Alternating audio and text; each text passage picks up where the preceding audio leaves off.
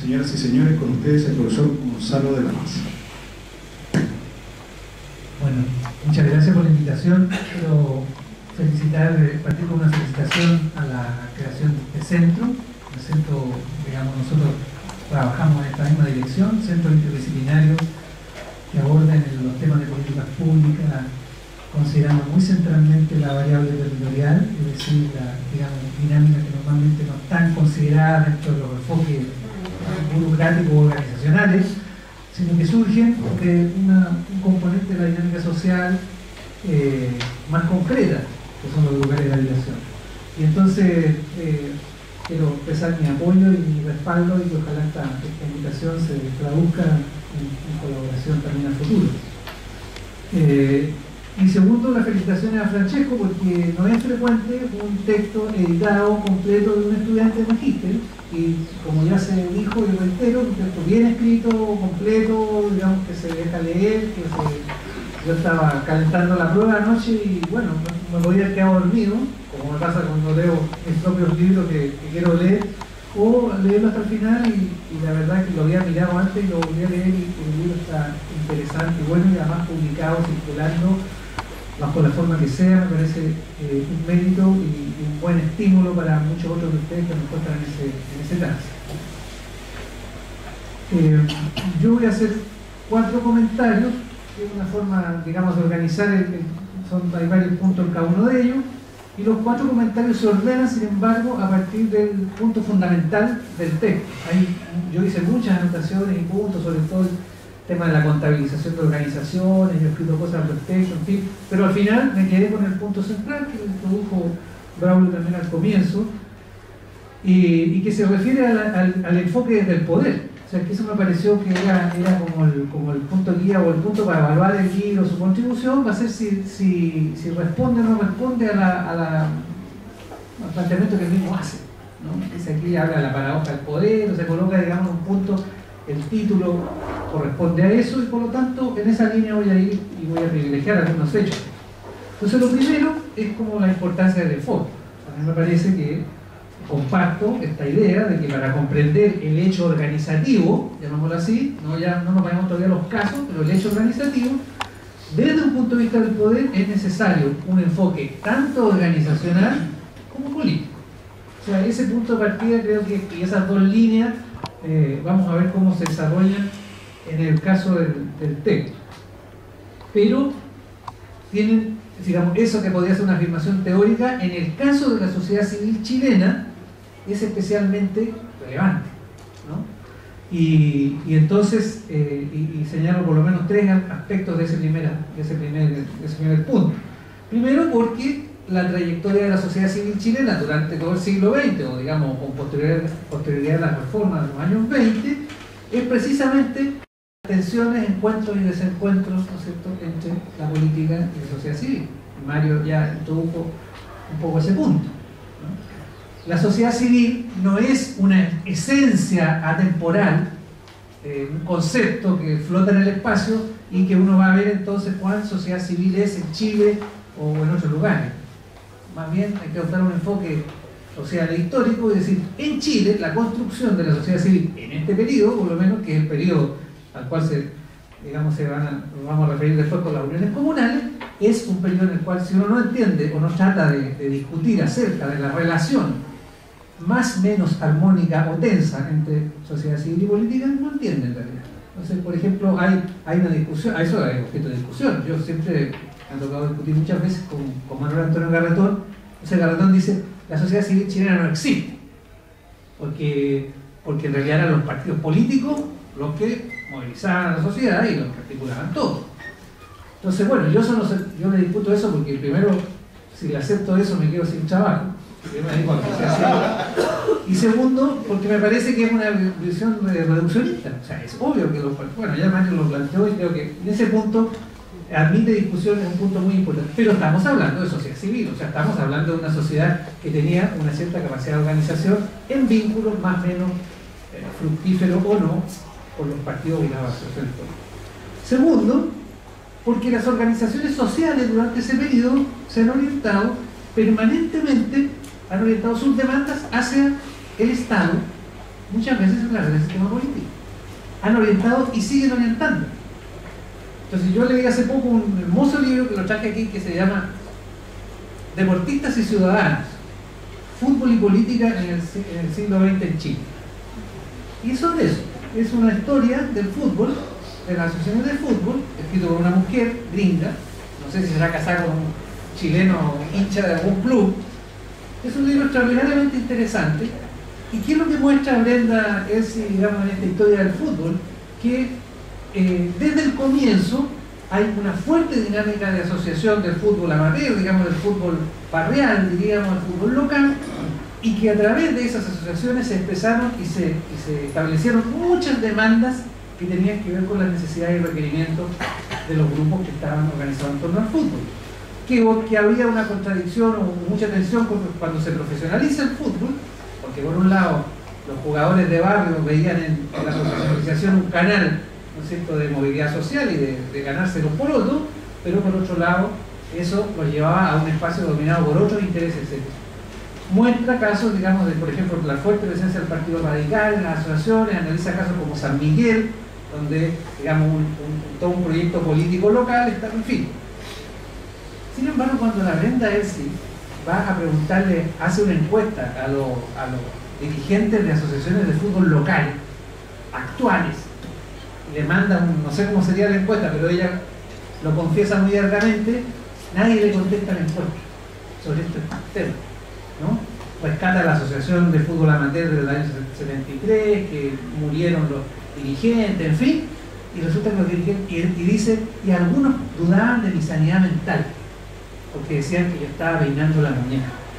¿Ah? Bueno, y explica qué es lo que es peinar la muñeca. Bueno, ¿qué significa eso? O sea, ella se encuentra con que tiene una historia que puede demostrar con mucha riqueza de datos históricos de que esto sí tiene connotación política, y sin embargo los dirigentes de las asociaciones locales no se reconocen en esa historia necesariamente. No deben empezar esta gringa preguntando cosas raras en vez de preguntar las cosas que nos interesan. Entonces, si eso se ocurre en el fútbol, ocurre también en muchas otras. Yo creo que hay mucho trabajo que se ha hecho, que queda por hacer, mostrando cómo eso fue.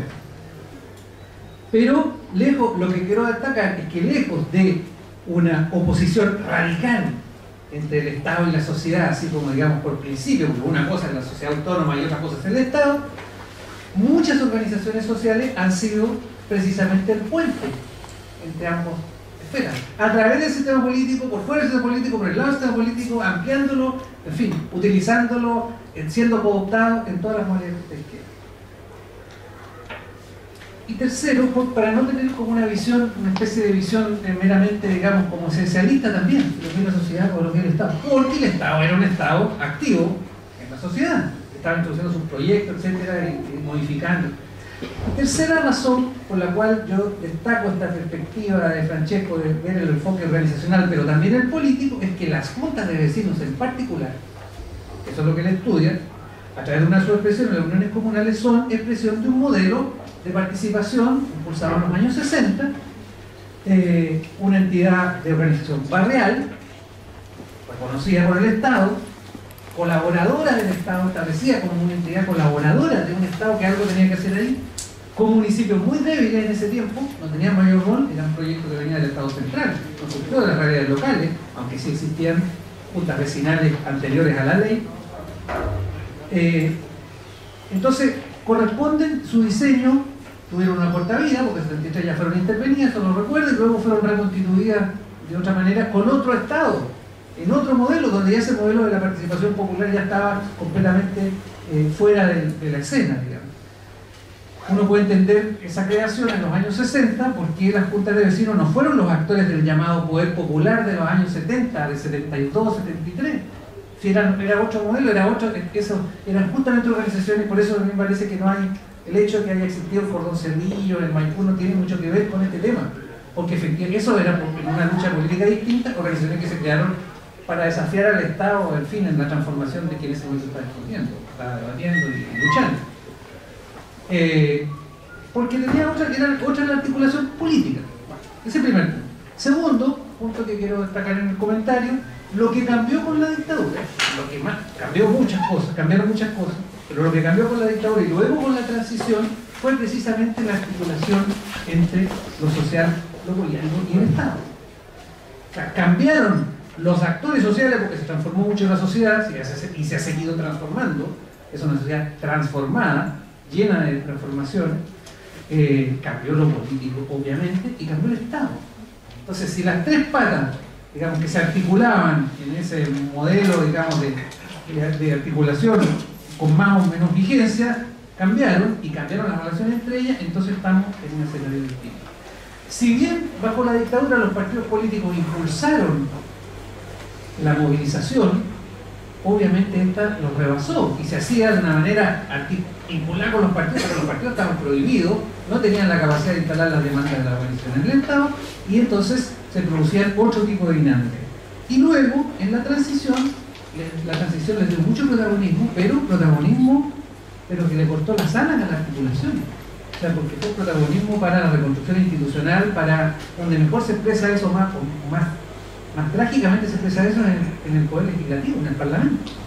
La medida que una de las funciones de los partidos es seleccionar a los candidatos al Parlamento, entonces llegan al Parlamento y tratan de actuar, y esa actuación la sociedad la considera lo peor que puede existir, los considera corruptos, inútiles, que ganan mucha plata, etcétera, etcétera, etcétera, etcétera.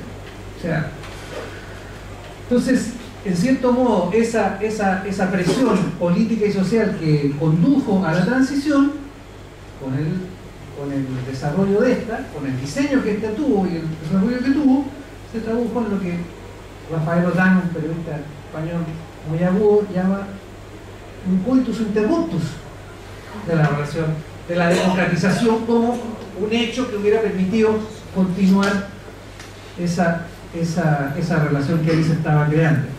Porque la política se especializó en la reconstrucción institucional dentro de los marcos establecidos en ese diseño.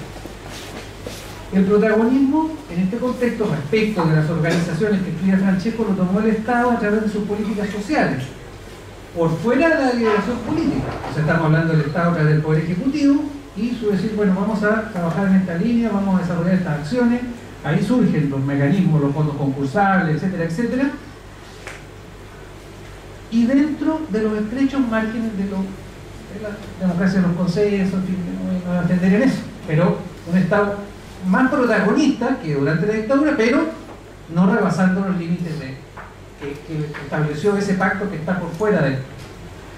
En el ámbito local, el modelo municipal se vio fortalecido por mayores atribuciones, porque los municipios están metidos en la educación, están metidos en la salud, etcétera, pero sin transferencia de poder y recursos.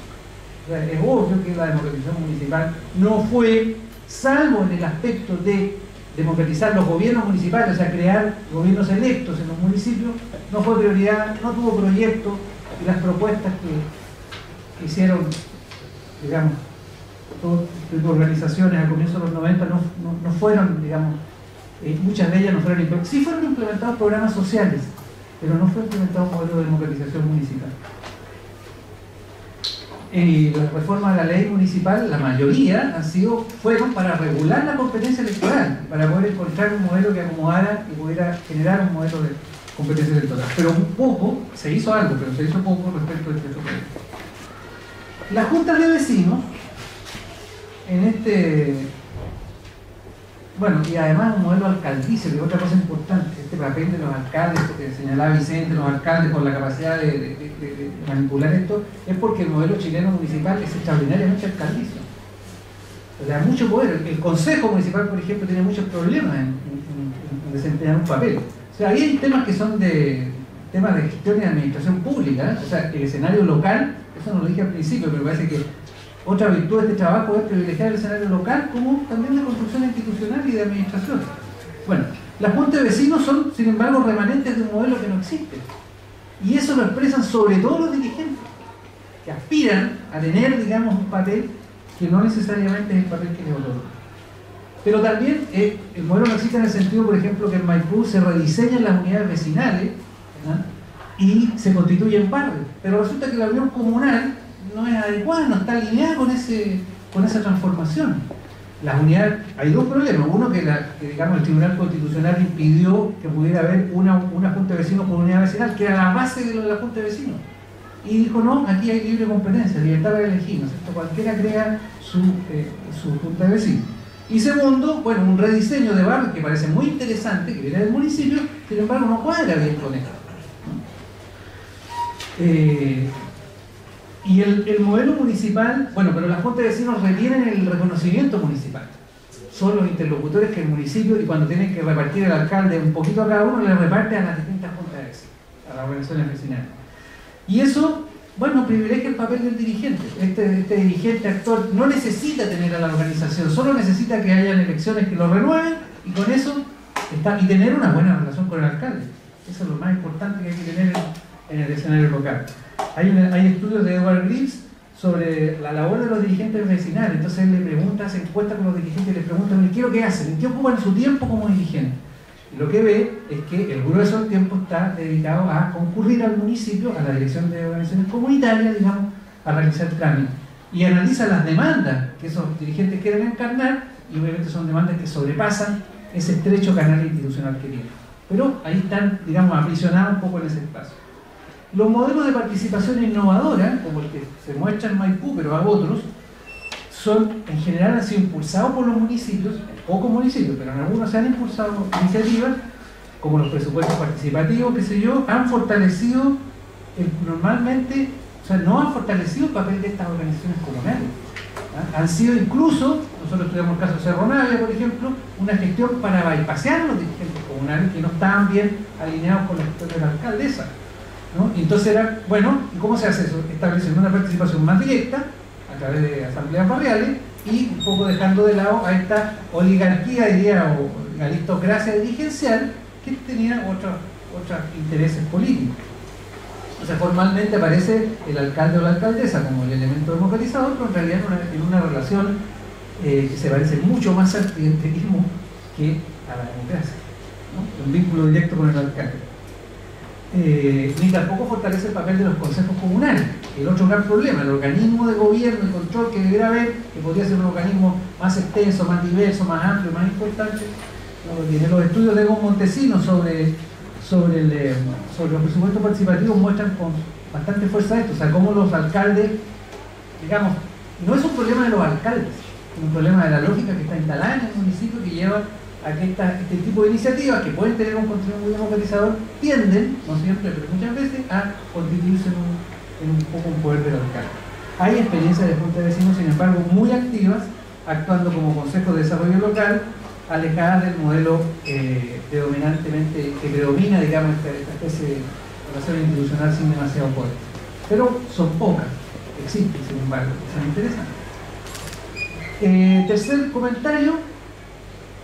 Es un poco el comentario más crítico o conclusivo respecto al trabajo. El trabajo entonces se plantea completamente la construcción del poder colectivo versus el poder de las élites.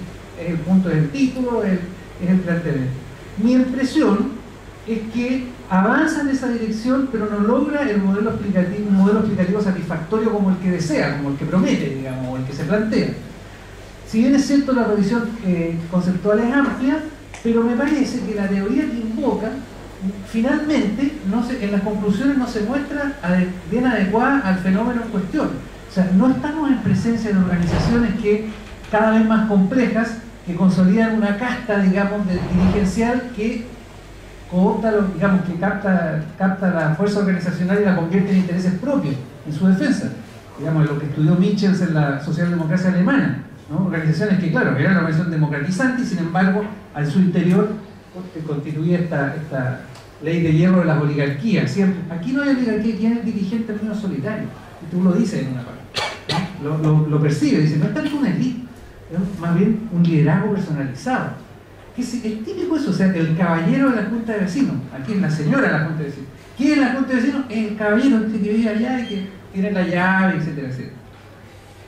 Entonces, tampoco estamos en presencia de organizaciones estrictamente representativas de un universo comunitario, porque estamos hablando menos del Maipú, estamos hablando de un espacio en plena transformación social, lleno de grupos nuevos. Tú dices, en los sectores antiguos tiende a predominar más un modelo claro, porque ahí están más constituidos algo parecido a una comunidad, intereses comunes, etc. Entonces, yo creo que ahí me pareció muy interesante el comentario que hizo Vicente en términos de una visión territorial. Eso sería muy aportador a poder mostrar, digamos, mostrar de mejor manera, porque a lo mejor efectivamente hay territorialización en torno a esto. Pero, bueno, pero el supuesto de estas uniones comunales como se concibieron era ese, y eso no existe. Bueno, son organizaciones débiles, no son complejas, afectadas por una baja participación, con un liderazgo personalizado y con apoyo del municipio. Entonces es un modelo particular que yo creo que reclama un poco una teorización particular. O sea, el tema de las élites vale planteárselo, y el tema de elitización dirigencial. Por ejemplo, uno tendría que preguntarse si los dirigentes estos después, ¿qué pasa con ellos? No tengo la impresión de que eso se traduzca en carreras políticas ascendentes, por ejemplo. Aun cuando muchos de los dirigentes políticos provienen de las organizaciones sociales, pero no de estas. Provienen en el trabajo que estoy haciendo yo sobre élite política, trayectoria, sociedad civil, élite política, como hablando de la élite nacional, una importantísima proveniencia desde el mundo social. ¿Pero de cuál mundo social? Del movimiento estudiantil universitario.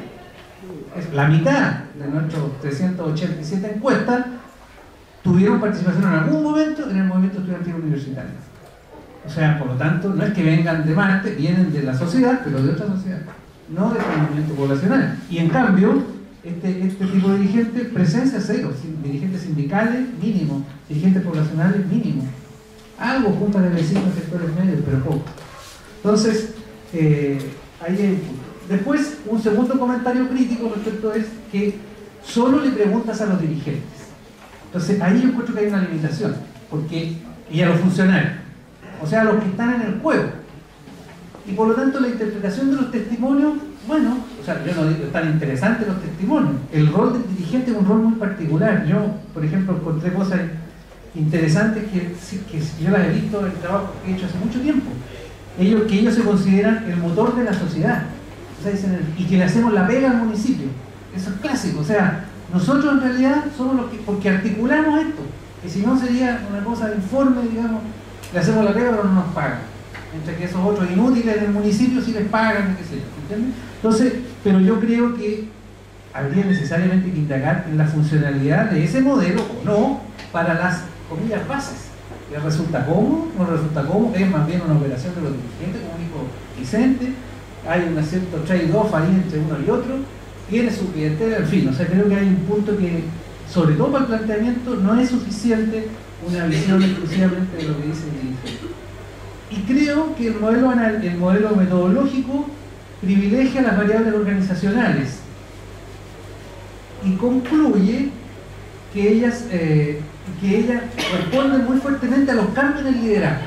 Es un hallazgo interesante, ¿eh? O sea, el cambio del liderazgo impacta sobre el comportamiento de la organización. Eso es importante, pero es algo mucho más acotado que el marco teórico que se desplegó para esto, ¿no? Porque se dijo una cosa que era distinta, o sea, en que presencia estamos, hay poder colectivo, hay decisión dirigencial. Hay un punto en las conclusiones que tú dices, bueno, sí, porque resulta que si la gente no se asocia y no crea organizaciones mayores, parece que tiene menos poder, por lo tanto hay poder colectivo, no mucho, pero un poquito más que antes. Y también hay una cierta elitización dirigencial con las características que dijimos. Entonces, ojo, que pienso que ahí, digamos, el decir que el impacto del cambio de dirigente, ese es impacto sobre la organización internamente, yo creo que el modelo organizacional que usaste está un poquito demasiado complejo. A mí me costó como priorizar, o sea, cuál era la importancia, las variables también para describir, pero luego a lo mejor una hipótesis que ayuda a decir, bueno, pero estos son los puntos clave, estos son los que más se mueven o no. O sea, creo que ahí hay, por lo menos en mi lectura. Termino muy rápidamente con lo último, que es sugerir, digamos, como continuidad de la agenda para adelante. Creo que los elementos de contexto social, institucional y político son indispensables para complementar este análisis. O sea, no se puede aislar, digamos, ahí las uniones comunales de este otro tipo de contextos que la están influyendo. Por ejemplo, todo lo que es el impacto del tipo de políticas sociales que obligan a la gente a participar en los términos que aquí se dijo, o si eso cambia, todo eso, digamos, fortalece o debilita a las organizaciones. Algunas le dan un papel subordinado, otras no, en fin, o sea, están metidas en ese juego. Si están alineados o son incoherentes al modelo de gestión local. Aquí tú muestras que en realidad la gestión local parece que avanzó por un lado, pero se quedó ahí, hizo presupuesto participativo, bueno, lo continuó, pero ahí como que no tenía mucho papel estos dirigentes, o sea, ahí hay un tema. Y eso cambia, bueno, cómo eso impacta también. No es solo el cambio de dirigente, ¿no? Por supuesto la movilización social, impacta, no lo impacta, han surgido otros actores, redes organizacionales formales e informales en Maipú. Tú los mencionas, los grupos ambientalistas y otros, pero ¿hay alguna relación? No hay ninguna. Eso hay que mirarlo con otro tipo de instrumentos. O sea, hay que hacer otro tipo de trabajo para poder saber eso. No solamente lo que te diga el dirigente, que te diga si sí o no, en fin. La articulación, esto que estas organizaciones cada vez más tienen que articular grupos diversos.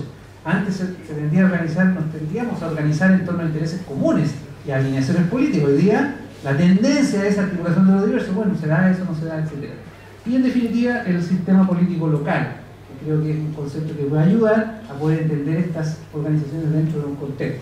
Entonces, en síntesis, yo diría, el trabajo tiene una orientación productiva, muy interesante que se plantea acá, a mi juicio introduce información bien relevante y un modelo analítico también interesante, pero que todavía no alcanza a cumplir su promesa y como me imagino que Francesco tiene una larga y fructífera carrera por delante, estoy seguro que la va a poder realizar. Muchas gracias.